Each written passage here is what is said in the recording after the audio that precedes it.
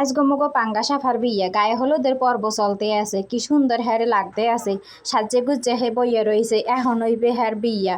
ওদিকে কাজী সাহেব বইয়ে রইছে কবুল পরানের লাগিয়ে বইয়ে রইছে। এদিকে এই যে কাজী সাহেবে নিয়েই হ্যাগো কবুল কইছে, প্রথম কবুল কইছে, দ্বিতীয় কবুল কইছে, এখন এই যে তৃতীয় কবুলও কইয়া হালাইছে। এইবার হ্যারে গাড়িতে উড়াইয়া লইয়া যাইবে হ্যার হোর বাড়ি। আজগো পাঙ্গা সাফারে দেখতে যে কি সুন্দর দেখাইতে আছে, হ্যার মুখটা কেমন টস টসা, একেবারে নববধূর নাহান কি সুন্দর লাজুক লাজুক মুখ লইয়া বইয়া রয়েছে। দেখতে একসে সুন্দর দেখাইতে আছে।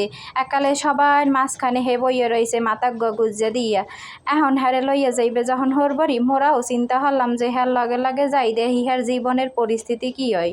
ওদিকে বরযাত্রী বইয়া বইয়া সিরে সিরি শুরু হইয়া দেছে, কইতে আছে তাড়াতাড়ি মগো বগ্য উড়াইয়া দিয়ে দাও, মগো এত সুন্দর বগ্য এখনো লইয়া বইয়া রইছো, কি খবর তোমাগো, তাড়াতাড়ি উড়াইয়া দাও দিহি।